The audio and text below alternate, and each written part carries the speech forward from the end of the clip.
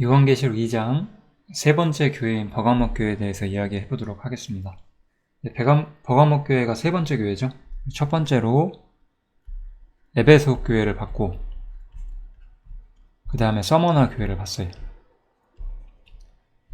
우리는 이제 교회 역사를 볼 때 초대교회가 에베소 교회의 모습이고, 그 이후로 좀 많은 박해가 있는 시대가 있었죠. 그때 서머나 교회 시대라고 하고, 그 다음에 이제 버가모 교회 시대로 넘어가게 되는 거죠. 그래서 이 요한계시록에 있는 7교회는 다분히 예언적인 말씀이다. 우리가 이렇게 볼 수가 있습니다. 아주 예언적이죠. 이 요한계시록이 AD 100년에 쓰여졌다라고 봤을 때, 이 버가모 교회는 사실 로마의 국교가 되는 시대라고 볼 수가 있거든요. 교회가 로마의 국교가 되는 시대라고 볼 수 있는데, 아마도 AD 300년 이후가 되겠죠. 즉 상당히 예언적이죠. 이런 부분을 보면. 그렇지만 우리가 단지 그렇게 예언으로만 볼 것이 아니라, 우리 요한계시록 1장에서 이 예언의 말씀을 듣고 지키는 자들은 복이 있다라고 했잖아요. 교훈을 얻을 수 있다면 더욱더 좋겠죠. 그래서 우리 에베소 교회에서는 우리 보편적으로 우리에게 중요한 마음, 우리 마음이 하나님을 향해야 한다는 것, 그거를 볼 수가 있었고, 서머나 교회에서는 고난이 있지만 고난 가운데서 주님을 더 선명히 우리가 볼 수 있다는 점을 우리가 좀 생각을 할 수가 있었어요. 물론 우리는 서머나 교회 시대 같은 박해의 시대를 겪고 있지 않아요. 그렇지만 우리는 보편적인 어떤 교훈들을 이러한 역사를 통해서 얻을 수가 있죠. 이제 오늘 배울 교회인 이 버가모 교회. 이 버가모 교회는 굉장히 우리의 삶에 많은 교훈을 줄 거예요. 한번 같이 잘 공부했으면 좋겠습니다. 시작해 보겠습니다. 버가모 교회 사자에게 편지하기를 좌우에 날선검을 가진 이가 가라사대, 이렇게 시작을 하죠. 이번에 예수님께서는 좌우에 날선검을 가지신 분이라고 하고 있어요. 이 말씀의 이미지는 너무나 아마 이 영상을 보시는 모든 분들이 좀 쉽게 생각하실 수 있을 것 같아요. 좌우의 날선검은 무언가를 잘라 쪼개는 거잖아요. 즉, 진리와 거짓을 이렇게 칼로 찔러 쪼개신다는 거죠. 그래서 버가모 교회는 진리와 거짓이 섞여 있는 그러한 시대, 약간 혼탁해지는 시대죠. 진리와 거짓이 혼탁해져 있는 그런 시대를 뜻하고 있고, 좀 굉장히 우리가 좀 재밌다고 생각할 수 있는 부분은, 우리 성경의 이름들이 항상 여러 가지 메시지들을 가지고 있잖아요. 이 버가모라는 의미가 결혼이라는 의미를 가지고 있습니다. 뭐 2번 결혼한다는 그런 느낌도 있고요. 그래서 이것은 이 진리와 거짓가 섞이는 것을 상징하고 있고, 버가모 교회는 사실은, 그래서 좀 우리가 좀 이 교회 전체 상황을 본다면 교회와 세상이 하나로 묶이는 거죠. 참 이런 건 참 심오한 것 같아요. 이러한 어떤 교회사의 역사는 굉장히 재미가 있습니다. 왜냐하면 다음 구절에서 제가 다시 한번 설명해 볼게요. 여기 보면, 네가 내 이름을 굳게 잡아서 내 충성된 증인 안디바가 너희 가운데 곧 사단에 거하는 곳에서 죽임을 당할 때에도 나를 믿는 믿음을 저버리지 아니하였도다, 그러죠? 여기 보시면 충성된 증인 안디바가 순교를 하게 돼요. 그러니까 세상이 박해를 할 때 교회는 믿음을 지켰죠. 교회는 믿음을 지켰어요. 이랬던 교회가 지금 새로운 문제에 봉착하게 됐어요. 세상이 교회와 척을 지고 세상이 박해할 때 교회는 오히려 굳건히 자신들의 믿음을 지킬 수 있었고, 오히려 첫사랑을 버렸던 것에서 다시 마음을 회복할 수 있는 그런 기회가 됐었는데, 이제는 다른 문제가 들어오게 된 거예요. 이제 더 이상 세상은 교회를 박해하지 않고 교회를 세상의 편으로 불러들이고자 해요. 우리 뭐 이렇게 뭐 여러 가지 이야기들이나 뭐 영화나 드라마나 뭐 소설 같은 데서도 이런 이야기가 많잖아요. 적으로서 꺾을 수 없으면 차라리 내 편을 만드는 그런 게 있잖아요. 그래서 세상은 이제 교회를 꺾으려고 하지 않고 자기 편으로 만들고자 하는 거예요. 엄청난 사단의 괴계가 시작이 되는 거죠. 그래서 이제 버가모 교회는 어디 있냐? 네가 어디 사는 것을 내가 아노니 거기는 사단의 위가 있는 데라 라고 말하죠. 위는 이제 영어로는 시트 이런 뜻인데 좌석이죠, 좌석. 그러니까 앉은 자리. 사단이 앉아있는 자리에 네가 있다라는 거예요. 그래서 사단의 보좌 속에, 사단의 보좌 아래에 아예 들어가 있는 이 세상과 결탁해버린 기독교의 모습을 상징을 하고 있고, 이게 사실 우리 시대도 여전히 그러하죠. 참 비참한 교회의 모습이 아닐 수가 없거든요. 그래서 이 기독교가 사단의 보좌 아래로 내려갔어요. 그리고 자신들이 섞여 있는 것도 몰랐어요.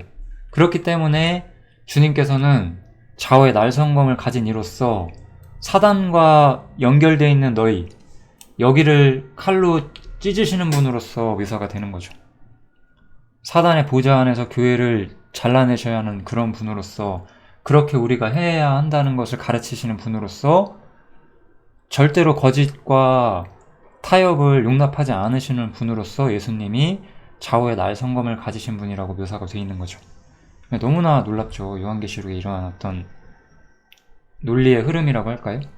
이야기의 흐름은 정말 놀라움을 우리가 생각할 수가 있습니다. 그래서 지금 기독교는 이때 제가 아까 AD 한 300년경이라고 제가 말씀드렸잖아요. 그래서 로마라는 나라, 이 로마의 국교가 되면서 세상 밑으로 들어가는 길을 택하는 거예요. 얼마나 커다란 실패를 하고 있는 것인지 우리가 생각해 볼 수가 있죠. 지금 기독교를 보세요. 얼마나 세상과 정치와 세상 어떤 정세에 교회가 무릎 꿇고 있는지. 세상의 변화에 교회가 맞춰가려고 노력하잖아요. 아무리 세상이 변해도 아닌 건 아닌 거거든요. 근데 이런 거 얼마나 맞춰가고 있어요. 이렇게 사단의 보좌 속에 교회가 스스로 들어가는 거죠. 왜? 이렇게 들어감으로써 안전한 자리를 취할 수 있기 때문에, 세상에서. 이렇게 교회가 자기 자리를 떠나게 되는 거예요. 세상과 구별되어 있어야 할 자기 자리를 떠나서 사단의 보좌 속으로 들어간 거죠. 이렇게 버가모 교회에 새로운 문제가 발생을 하고 있습니다. 그러면 사단의 보좌라는 건 뭘까요? 왜 제가 계속해서 사단의 보좌를 세상이라고 할까요? 여기 한번 보실게요. 요한복음 14장이죠. 이후에는 내가 너희와 말을 많이 하지 아니하리니 이 세상 임금이 오겠음이라, 이렇게 말하죠. 주님께서 십자가에 달리신 이후에 이 세상 임금이 오겠다라고 말하고 있어요. 이렇게 이 세상의 임금인 사단이 소개가 되고 있죠. 에베소서 2장에 보시면 그때 너희가 그 가운데서 행하여 이 세상 풍속을 쫓고 공중의 권세 잡은 자를 따랐으니 곧 지금 불순종의 아들들 가운데서 역사하는 영이라 라고 말하죠. 너희는 사실 모든 사람들을 말하는 거잖아요. 그 가운데서, 세상 가운데서 행하면서 이 세상 풍속을 쫓고, 세상 풍속을 쫓았대요. 이 세상 풍속을 쫓음으로써 어떻게 되죠? 공중의 권세 잡은 자, 사단이죠. 사단을 쫓았다라고 말하고 있는 거죠. 여러분들은 이 문제를 정확히 이해하실 수 있었으면 좋겠어요. 성경은 사실 모든 것의 주인은 지금 하나님이시긴 하지만 일시적으로 이 세상에서 사단이 왕노릇을 하고 있다라고 말해요. 이제 이 세상의 심판이 이르렀으니 이 세상 임금이 쫓겨날 것이다 라고 말을 하죠. 그래서 이 세상 임금이 언제 쫓겨나게 되냐면은 주님이 재림하실 때 이제 쫓겨나게 돼요. 이미 쫓겨날 것이 예정돼 있어요. 그렇지만 주님이 재림하실 때까지는 잠깐 세상에서 왕노릇하고 있는 거예요, 지금. 그래서 재림 전까지 사단이 이 세상에 왕노릇을 하고 있어요. 그렇다면 우리가 이런 생각을 좀 해볼 필요가 있죠. 우리는 세상 속에서 살아요. 이 세상이라고 하는 곳에서 우리가 살고 있어요. 모든 사람들이 살고 있죠. 모든 인간들이 살고 있는데 이 세상의 주인은 사단이라는 거예요. 그럼 사단은 우리한테 무엇라고 항상 말을 할까요? 이 세상에서 너희의 꿈과 희망과 자아와 목표를 세우고 그것을 위해 애써라. 좋은 세상 만들어 봐라. 그렇게 사단은 모든 사람을 꿰는 거예요. 성경은 이렇게 말을 하기 때문에 세상의 반대를 받을 수밖에 없어요. 성경은 무엇라고 말하면 이 세상은 심판 앞에 놓여있고 아무것도 아니고 하나님 앞에서 불살라질 것이고 네가 세상에서 무엇을 얻고자 하든 어떠한 것을 실현하고자 하든 어떠한 좋은 것들을 원하고 갖고자 하든 다 무가치하다라고 성경은 선언하고 있거든요. 그래서 세상이 그리스도의 말씀을 거절한 거예요. 우리 파우스트라는 그 유명한 고전 소설이 있는데 거기에 보면 마귀가 그 메피스토펠레스라고 하죠. 그 소설에서 메피스토펠레스가 파우스트라는 그 주인공한테 네가 갖고자 하는 모든 것을 내가 주겠다라고 말을 해요. 그리고 너는 내게 영혼을 달라 이렇게 말을 하거든요. 그래서 파우스트라는 사람이 부귀와 영화와 인기와 이런 많은 것들을 얻게 돼요. 그렇지만 다 무가치했거든요. 그런 거예요. 세상의 임금인 사단은 이 세상이 아름다운 곳이고 우리가 이 세상 속에서 무언가를 이뤄나가는 것이 맞다라고 사람들의 마음을 꿰는 거죠. 결국 이것은 어떻게 만드냐. 세상 사람들이 이 세상 바깥에서 모든 것을 감찰하시는 저 높은 곳에서 모든 것을 감찰하고 계시는 우리 하나님을 못 보게 하는 거죠. 세상은. 사단은 야, 이 세상이 전부야. 하나님 같은 것도 없고 영원한 세계 같은 것도 없으니까 이 세상에서 꿈과 희망과 자아와 목표를 이루어. 혹은 너희가 하나님 이미 믿어? 그래, 잘 믿는 건 괜찮은데 그래도 세상에서 니네들이 할 수 있는 거 다 해도 돼. 나쁜 짓만 안 하면 돼. 뭐 이런 식으로 사단은 항상 이 세상의 모든 사람들을 꿰고 있다는 거예요. 이거는 인생의 가치관의 문제를 제가 말씀드리고 싶은 거예요. 저에게는 주님만이 유일한 인생의 목표예요. 저에게 인생의 목표라고 할 만한 것은 주님밖에 없어요. 저는 좋은 직장, 부와 명예, 혹은 안전한 생활 이런 것들을 주님이 주실 땐 누리고 주시지 않으면 누리지 않을 뿐이지 아무런 저의 인생에 상관이 없어요. 내가 부할 때나 가난할 때나 내가 어떠한 형편에 처해 있든지 나는 아무런 상관이 없었어요. 왜냐? 내 유일한 목표는 주님뿐이시니까. 물론 저는 완전하지 않아요. 저는 실패도 하고 때로는 게을러지고 때로는 어떤 하나님을 향해서 철저하게 신실치 못하고 그럴 수 있죠. 저는 부족한 인간인 건 맞으니까. 그렇지만 내 인생의 목표는 주님 하나뿐이었어요. 예나 지금이나 그거 외에 나는 얻고자 하는 것, 갖고자 하는 것이 없었어요. 왜? 세상은 사단이 지배하고 있는 거거든요. 세상은 우리한테 아름다운 것들을 추구하라고 말을 해요. 멋있는 거, 아름다운 거, 멋진 일을 해라. 인생의 꿈과 자아를 실현해라. 그렇게 말해요. 하지만 주님께서는 나 외엔 아무것도 가치 없다. 아무 쓸모없는 것이다 라고 말하는 거고, 이러한 가치관이 이 세상의 사람들에게 반대를 받았던 거죠. 이것은 심지어 종교 세계에서도 반대를 받는 거잖아요. 우리 종교 세계를 봐보세요. 이 기독교 세계를 봐보세요. 기독교 세계 속에서 어떤 사람들은 아름다운 교회를 만들고자 하고 어떤 표면적으로요. 그럴싸한 찬송가, 찬양대 이런 것들을 만들려고 하고 세상에 아름답게 보이는 것들에만 관심이 있잖아요. 그러면서 실제로는 세상 풍속을 쫓는 것 자체는 자신들이 문제되는 걸 모르잖아요. 이런 교회들은 대부분 어떻게 하죠? 세상 풍속 쫓는 거는 뭐라고 하지 않지만 나쁜 짓만 하지 말라 그래요. 아니죠. 여기서 단순히 우리가 죄 짓지 말라고 하고 있나요, 지금? 세상과 벗대서 세상 풍속을 쫓는 것 자체가 하나님 앞에서 주님을 포기하는 것이다 라고 말하고 있는 거잖아요. 이 세상 풍속을 쫓는 거. 세상 풍속을 쫓는다는 것은 공중의 권세 잡은 자를 따르겠다는 뜻인 거예요. 공중의 권세 잡은 자를 따른다는 것은 이 세상의 임금을 내가 사단으로 삼고 그의 뜻을 따르겠다는 거죠. 주님을 인생의 목표로 삼는 것이 아니라.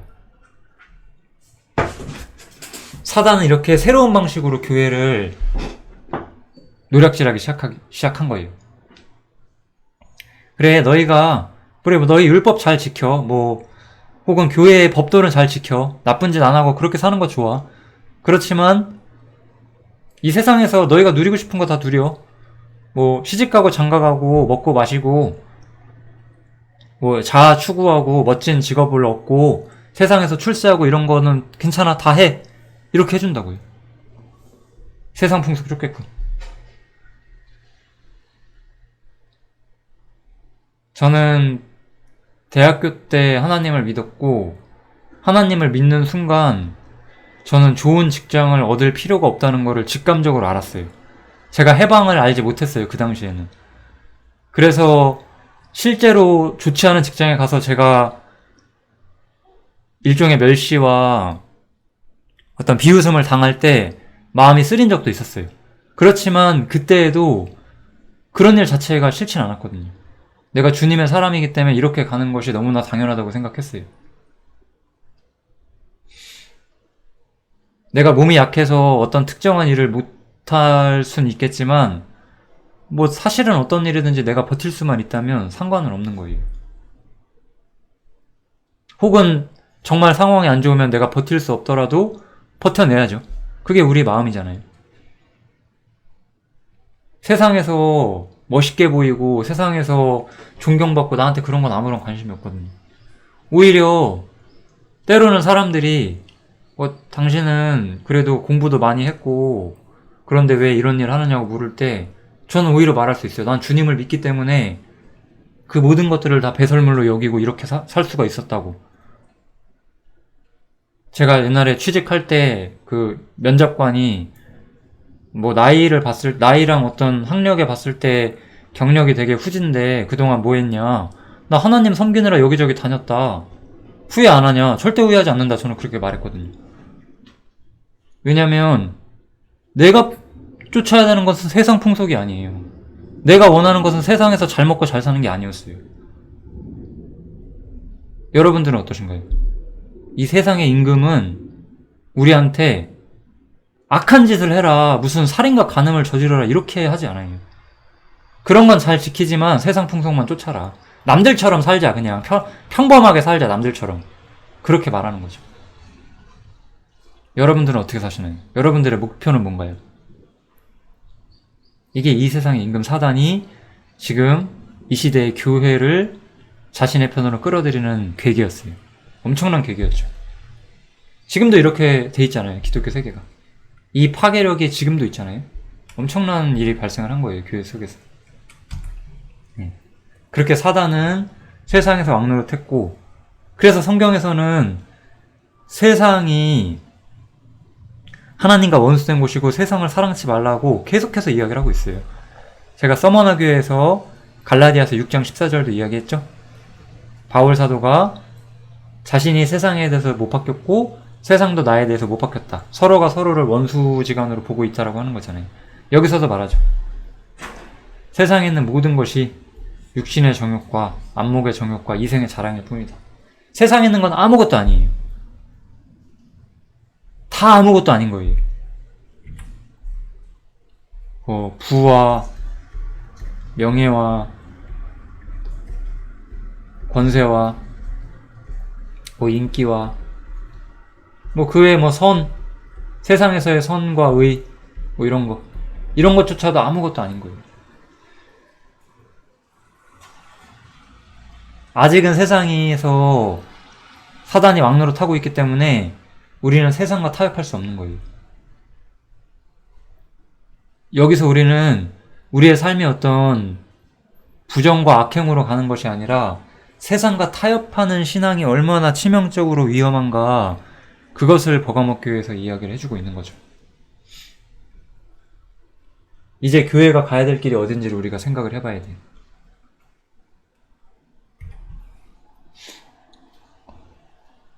주님께서는 하나님 앞에서 모든 것을 얻기 위해서 모든 것을 포기하셨고, 세상은 왜 그렇게 사냐라고 우리한테 말해요. 너희도 누려라. 이 세상은 너희가 꿈과 목표를 이룰 무대다. 누려라 라고 말하죠. 주님께서는 이 세상은 아무것도 아니고 정죄받을 곳이라는 거 아셨고 세상 사람들에게 거절당하셨어요. 여러분들은 누구 편이에요? 주님 편이라면 여러분들은 세상에 서실 수 없는 거예요. 여러분들이 세상의 편에 서시겠다는 것은 주님과 맞서겠다는 뜻이 되는 거예요. 그분은 어떤 분이셨죠? 좌우에 날선검을 가지신 분이셨어요. 그분의 칼이 이 교회를 향해서 이렇게 뻗고 있어요. 지금 주님께서는 거짓을 베어내실 거예요. 언젠가 반드시 그렇게 하세요. 우리의 위치가 어디 있는지를 생각해야 돼요. 네. 결국 세상은 사단의 지배 아래 있죠. 모든 사람이 결국이 일반이다라고 말하잖아요. 해 아래서 모든 일 중에 악한 것이니 곧 인생의 마음에 악이 가득하여 평생의 미친 마음을 품는다라고 말해요. 평생의 미친 마음. 무슨 미친 마음이라는 것이 여기서 무슨 사이코패스 이런 악당들을 말하는 게 아니잖아요. 모든 인간이 그렇대요. 모든 인간이. 하나님이 아니라 뭔가에 빠져 있어요. 무언가에 빠져 있다는 거죠. 어떤 사람은 성공, 어떤 사람은 부, 어떤 사람은 권력, 이런 아주 특별한 사람도 있지만, 어떤 사람은 일종의 애정이나 여러 가지가 있을 수 있겠죠. 인기, 관심, 그 밖에 너무나 많은 것들에 무언가에 빠져서 그런 것 때문에 주님을 포기한다는 거예요. 그 작은 것을 얻기 위해서 주님을 포기한다는 거예요. 이 세상의 영향력 앞에서 여러분들은 지배를 받고 있어요. 우리는 그 지배 속에서 벗어나야 돼요. 세상의 가치관이 밀려 들어오면 안 돼요. 모든 문제에서 이게 돼야 돼요, 항상. 버가목교회는 세상 속으로 들어가는 걸 선택한 거예요. 세상 사람들과 같이 살기를 선택했어요. 우리가 세상과 아예 떨어져서 수도원 짓고 살라는 뜻이 아니잖아요. 세상의 정신이 교회 안에 들어오지 않게끔 우리가 살아야 되는 거예요. 이 세상의 정신. 우리의 신앙의 분별력은 이 세상의 정신에 대해서 우리 개개인이 얼만큼 이해하고 있느냐에 따라 달려있어요. 어떤 분들은 신앙의 연수가 짧거나 주님과 가까이 교제하지 않았기 때문에 세상의 정신이 자신 속에 많다는 것을 잘 모를 수도 있고, 또 어떤 사람은 주님과 깊은 교제를 오랫동안 해오면서 많은 세상의 정신으로부터 자유로워졌을 수도 있어요. 이런 것들을 여러분들은 조금씩 벗어나야 돼요. 사실은 완전히 결별해야 되는 게 맞는 거죠. 우리가 모두 그것을 목표로 삼아야 되죠. 그 다음에 또 책망할 것이 있는데, 발람의 교훈을 지키는 자들이 있었다라고 말하죠. 발람은 어떤 사람이었냐? 발락을 가르쳐서 이스라엘 앞에 울무를 놓고 우상의 제물을 먹게 했고 또 행음하게 했어요. 그러니까 이스라엘이 부패하게 만들었어요, 발람. 근데 발람은 어떤 사람이냐? 저는 발람이 이런 사람이라고 생각을 해요. 발람은 불의의 싹을 사랑한 사람이었어요. 발람은 일종의 교사로서의 양상을 띠고 있었어요. 말씀을 가르치는 선지자로서. 그 시대에는요. 지금을 예로 들면 사실 성경을 가르치는 어떤 일종의 사역자의 모양을 띠고 있었던 거죠. 그런데 이 사람은 돈을 사랑했어요, 돈을. 여기서도 보시면 삭스를 위하여 발람의 어그러진 길로 몰려갔다라고 말하죠. 그러니까 종교가 돈을 통해서 부패되는 것을 저는 상징한다고 생각해요. 언제나 타락한 종교는 돈을 필요로 해요. 여기서 우리는 또 예외를 만들려고 해요. 우리가 이 돈을 갖고 좋은 일에 쓰려고 하는 거다. 아니에요. 언제나 사단은 우리한테 좋은 말로 해요. 사단은 언제나 자신을 광명의 천사로 가장해요. 돈이 교회에서 중요한 문제가 되면은 언제나 교회는 이미 제 갈 길을 잃게 돼요. 왜냐면 돈은 사실상 세상에서 가장 중요한 것 중에 하나거든요. 돈은 권력이기도 하고 인기이기도 하고 힘이기도 하고 사실 우리가 원하는 모든 것을 얻게 해주는 거거든요. 돈은 우리가 얼마나 세상과 결탁하고 있는지를 우리한테 보여주는 어떤 수단 중 하나예요. 그런데 교회가 돈을 사랑한다. 돈을 중요하게 여긴다. 어떤 사람이 탐욕적으로 돈을 끌어모으는 그런 걸 말하는 게 아니에요. 교회가 무언가를 하기 위해서 돈이 항상 필요하다라는 사상, 이런 것들이 얼마나 잘못된 사상이냐는 거예요. 이러한 사상들을 누가 가져와요? 발람과 같은 사역자들이 가져와요. 아주 위험한 사람들이죠. 엄청나게 위험한 사람들이에요. 이런 사람들은.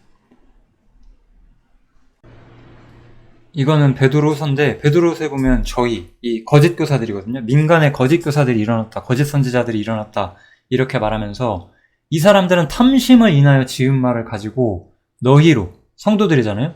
성도들로부터 이윤을 삼는다라고 말을 해요. 이 사람들은 여러분 중에 어떤 사람이 강제로 돈을 뺏어갈 수가 있겠어요, 성도들에게. 그건 아니잖아요. 그렇지만 이 사람들은 탐심 때문에 지은 말을 가지고 성도로부터 이윤을 얻어요. 참 대단한 사람들이에요.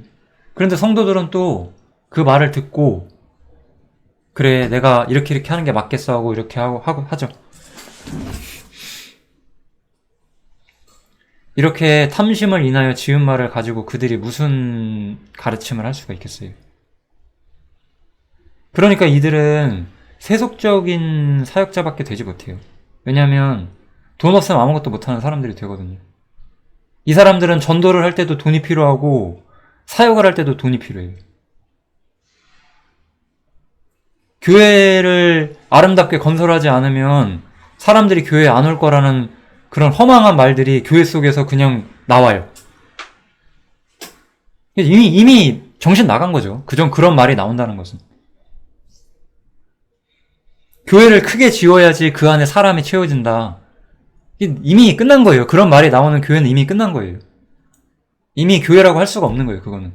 거듭난 개인들이 거기 있을지라도 더 이상 그것을 교회라고 우리가 볼 수가 없죠. 그들이 아주 잘못된 말, 아주 거짓된 말을 하지 않아요. 항상. 탐심 때문에, 물질에 대한 필요 때문에 지은 말을 가지고 성도들로부터 이윤을 삼아요. 이런 자들의 심판은 절대로 지체되지 않고 절대로 사라지지 않는다라고 경고하고 있거든요. 여기서 우리가 버가모 교회의 좀 특징을 좀 알 수 있죠? 세속화되는 거예요. 버가모 교회는 세상과 벗이 됐고 아주 급격한 세속화의 길을 가기 시작해요. 이것이 어떤 버가모 교회의 가장 큰 특징이라고 보시면 돼요. 세상의 정신이 교회 속에 다 들어왔어요. 교회에서 세상과 똑같은 생각과 사고방식이 교회 안에서 움직이고 있어요. 끝난 거예요. 이런 것은. 제가 옛날에 있었던 곳도 그랬어요.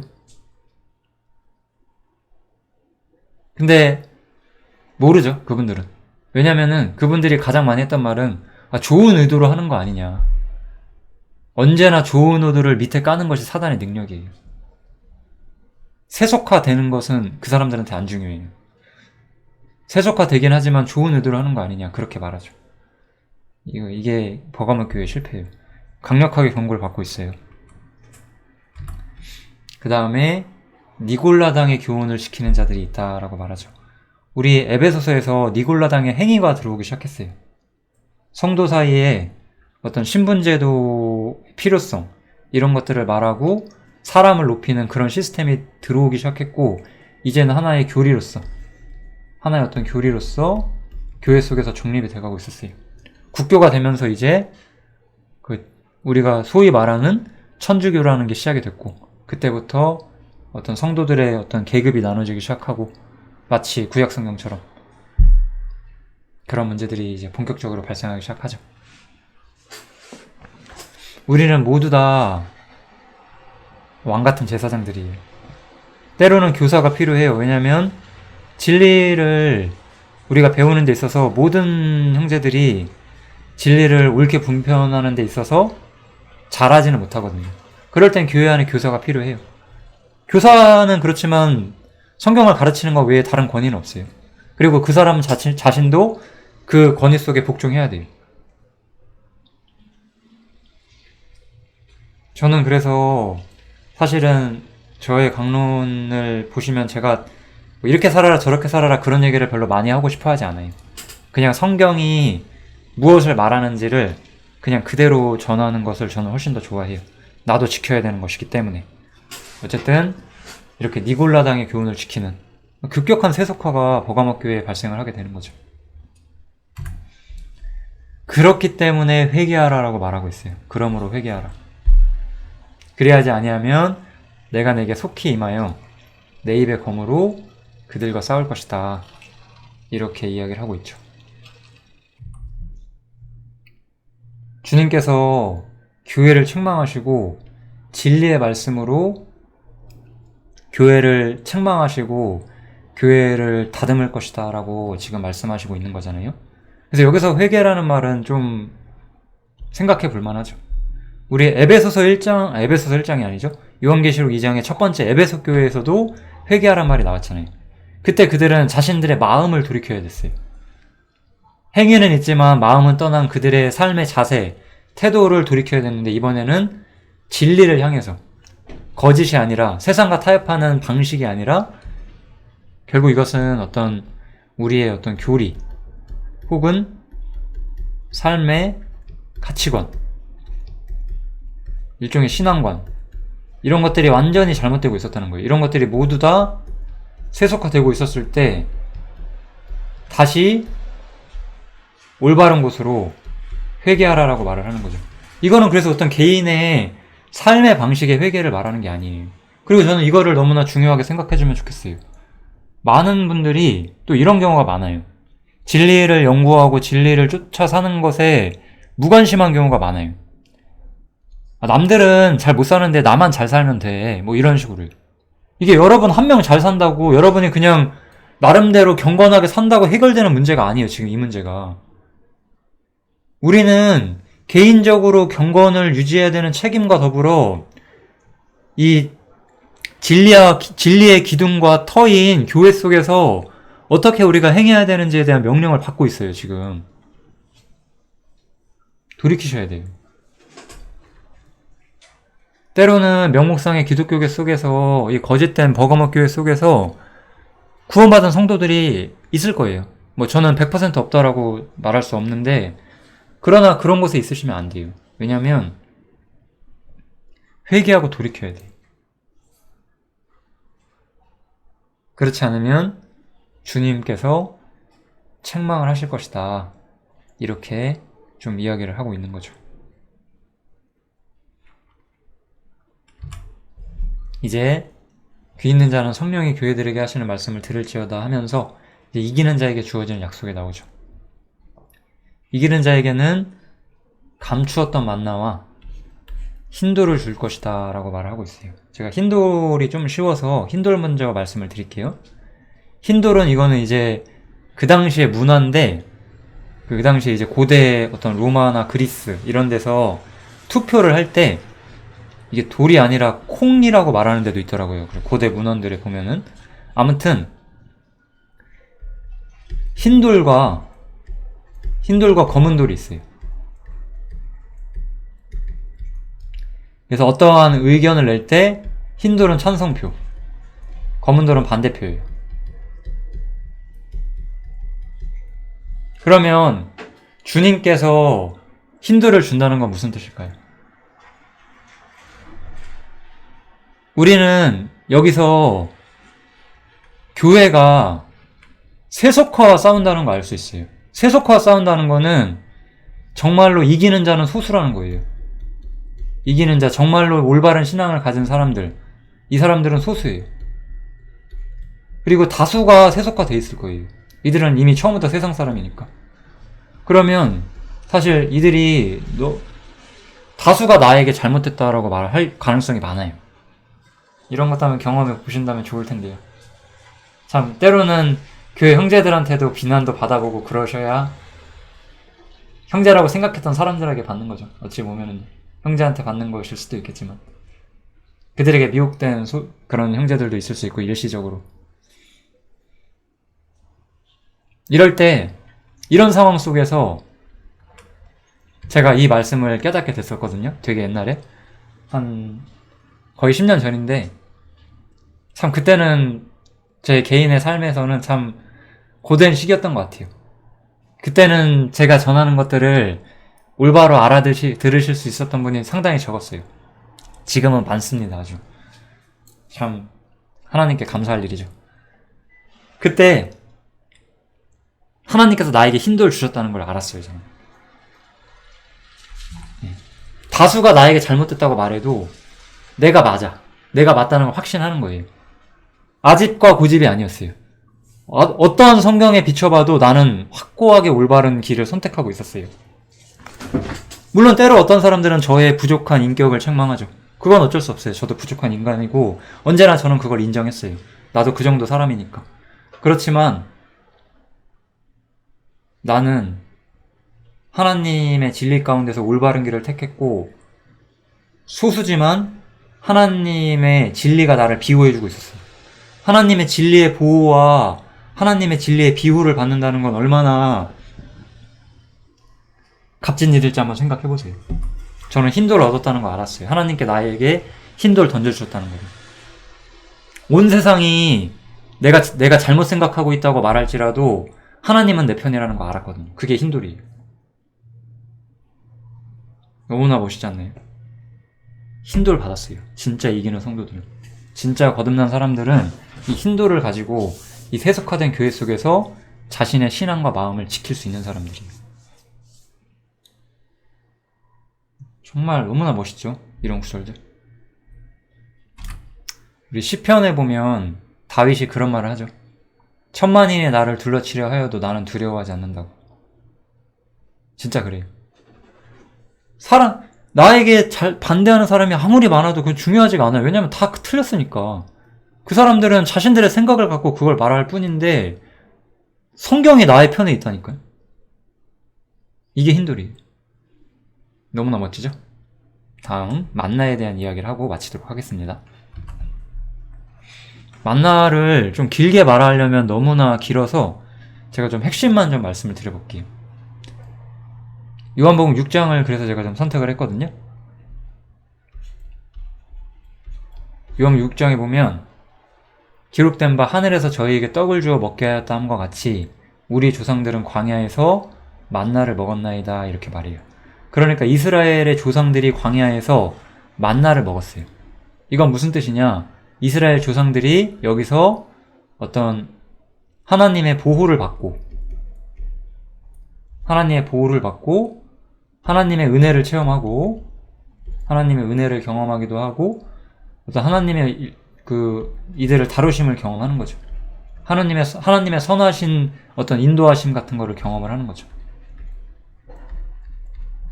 그런데 이 보호와 은혜와 다루심과 인도하심이 전부 다 약간 좀 표면적인 형태에서 이스라엘 민족은 언제나 표면적인 신앙을 상징하고 있으니까요.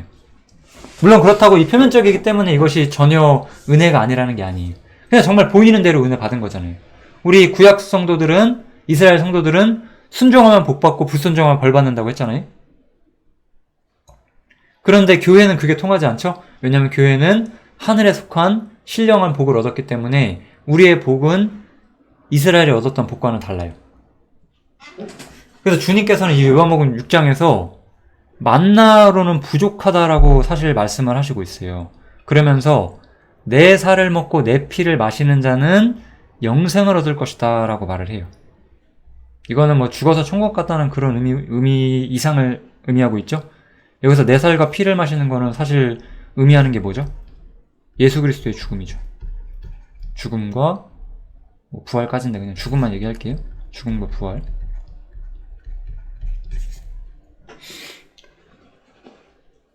이스라엘은 하나님께 순종하고 그럴 때 하나님께서 그들을 보호해 주셨어요. 표면적으로 보호해 주셨고 대적으로부터 지켜주셨고 그들을 은혜로 다루셨고 하나님의 선한 목적지로 인도하시는 그런 일들을 하나님이 해주셨어요. 그렇지만 이제 우리는 무엇을 보죠? 우리는 예수 그리스도께서 세상에서 죽으시는 것을 봐요. 세상에서 죽으시는 거. 세상에서 거절당하시고 죽으시는 걸 본 사람들이에요. 거기서 복음의 진면목이 나온다는 걸 이해하는 사람들이잖아요. 우리가 예수님의 죽음을 이해한다는 것은 그래서 이스라엘은 보지 못했던 그 너머의 새로운 은혜와 새로운 인도하심과 새로운 보호 그런 것들을 볼 수 있는 사람들이 되는 거예요. 이스라엘 민족들은 순종하면 복을 받는다고 생각했어요. 그러면 예수님은 누구보다도 어렵고 비참한 삶을 사셨는데 그분이 불순종해서 그런 건가요? 아니잖아요. 더 위대한 일을 위해서 이 땅에서는 버리운 바 되신 거잖아요. 바울사도 같은 사람들은 어때요? 바울사도는 그러한 주님을 이해했기 때문에 바울사도는 그분의 부활의 권능과 그 고난의 참여함을 알기 위해서 죽으심을 본받겠다라고 이야기하는 거잖아요. 그의 죽으심을 본받겠다고. 얼마나 많은 성도들이 지금 주님의 죽으심을 본받는 문제가 아니라 내가 순종하면 하나님께서 나에게 뭐 주실 거야, 뭐 내 인생 잘 되게 해주실 거야, 뭐 이런 말만 해요. 제가 최근에 그냥 이렇게 유튜브에서 어떤 동영상을 봤는데 그 목사님이 그러시더라고요. 여러분들이 순종하시면 다 주세요, 막 이렇게 말하더라고요. 여러분들이 순종하시면 직업도 주고 뭐 배우자도 주고 재물도 주시고 다 주세요. 순종만 하세요. 이렇게 말하는 거예요. 그럼 주님이 순종하지 않아서 바울사도가 순종하지 않아서 그렇게 어려운 인생의 길을 가셨냐고요. 아니잖아요. 왜냐하면 그분들은 이제는 세상이 주님과 척지고 있는 곳이기 때문에 죽음을 통해서 새로운 영역을 본 사람들이었어요. 그분의 죽음을 본받는 곳에 과거 구약 성도들은 이해할 수 없었던 새로운 은혜, 바로 부활의 권능, 주님의 모든 것을 이해하는, 주님의 슬픔과 주님의 마음을 모든 걸 이해할 수 있는 그 부활의 권능을 이해할 수 있는 방법을 우리가 배운 거예요. 죽으심을 본받음으로써. 이게 감추어진 만나예요. 원래 만나는 눈에 보였던 거예요. 이스라엘 민족에게는 이 만나는 이 표면적인 것, 보였던 거예요. 눈에 보인 거.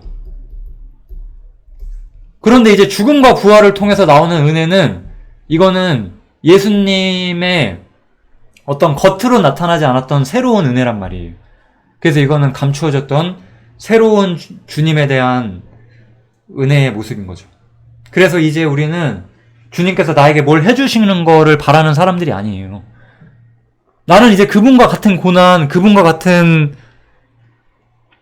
어떤 슬픔을 때로는 경험하기 원할 수밖에 없어요. 왜냐면 내가 그렇게 그분의 죽으심을 본받을 때 나는 그분의 마음을 이해하거든요. 내가 세상에서 외로울 때 주님이 얼마나 외로우셨는지 이해할 수 있고, 세상에서 내가 고될 때 주님이 얼마나 고되셨는지 이해할 수 있고, 세상에서 내가 비참하게 대우받을 때 그 위대하신 하나님께서 얼마나 비참하게 이 세상에서 대우받으셨는지를 내가 이해할 수 있다고요. 그걸 통해서 내가 주님의 마음을 이해해요. 그렇게 우리가 배우는 거예요, 주님을. 그분께서 얼마나 슬픈 길을 이 땅에서 걸으셨는지 우리가 그걸 이해할 수 있는 거예요.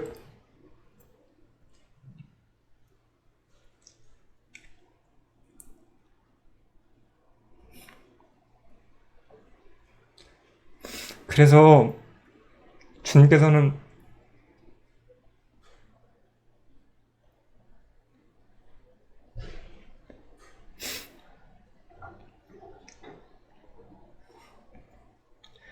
누구든지 자기를 부인하고 십자가를 지고 자기를 쫓으라고 말해요.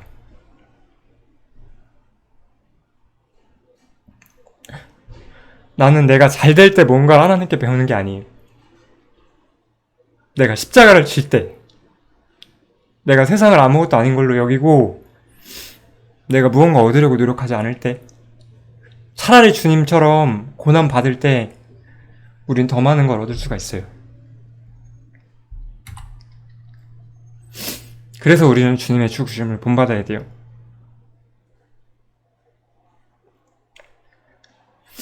우리는 뭐 바울처럼, 베드로처럼, 스데반처럼, 요한처럼 그렇게까지는 쫓지 못할 거예요. 시대도 다르고 우리는 그들보다 약하고 더 많이 모르고. 그래도 항상 우리는 주님의 죽으심을 추구해야 돼요.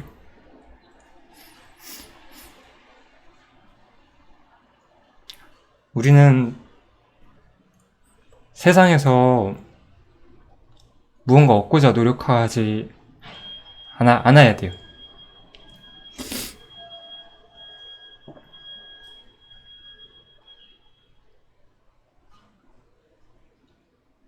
내가 십자가의 길을 걸어가면 나보다 먼저 십자가의 길을 걸으셨던 분들을 생각하게 돼요. 주님을 생각하게 돼요. 그래서 그분께 더 내 마음이 사로잡혀요. 나도 그분께 모든 걸 드리면 좋겠다고 생각하게 돼요. 그게 우리가 버가목 교회에서 이기는 자들이 배울 수 있는 권능이었어요. 세상과 구별되고 주님과 같이 사는 삶이 어떤 것인지를 굉장히 잘 말해주는 것이 바로 이 버가목 교회, 요한계시록 2장의 세 번째 교회인 버가목 교회의 모습이에요. 여러분들도 그분의 죽으심을 본받는 삶이 진짜 신앙의 삶이라는 것을 이해하시면 좋겠습니다. 버가목 교회에 대한 이야기는 여기서 마치도록 하겠습니다. 감사합니다.